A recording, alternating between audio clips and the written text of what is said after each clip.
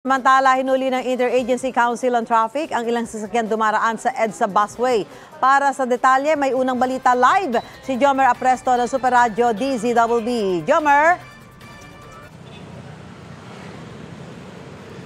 Susan, tinikita ng mga tauhan ng AYAC ang ilang sasakyan na dumadaan dito sa kahabaan ng EDSA busway sa Malibay, Pasay City.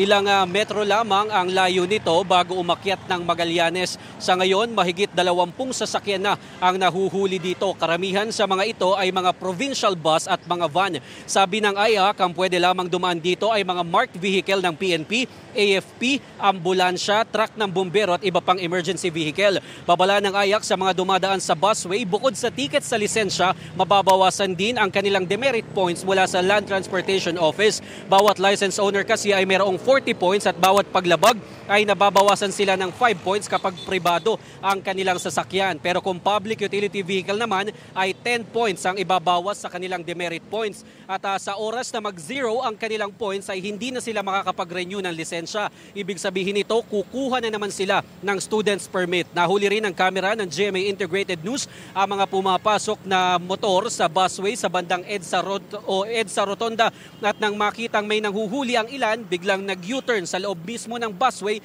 na napaka-delikado. Samantala, Susan, sa ngayon ay tuloy-tuloy ang operasyon ng AYAC at marami-rami ang nahuhuli nga dito nga mga sasakyan na pumapasok sa kahabaan ng EDSA busway dito sa Pasay City.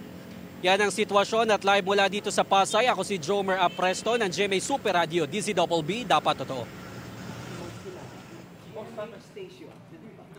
Maraming salamat, Jomer Apresto. Mauna ka sa mga balita. Bisitahin at mag-subscribe sa GMA Integrated News sa YouTube. Sa mga kapuso abroad, samahan nyo kami sa GMA Pinoy TV at sa www.gmanews.tv.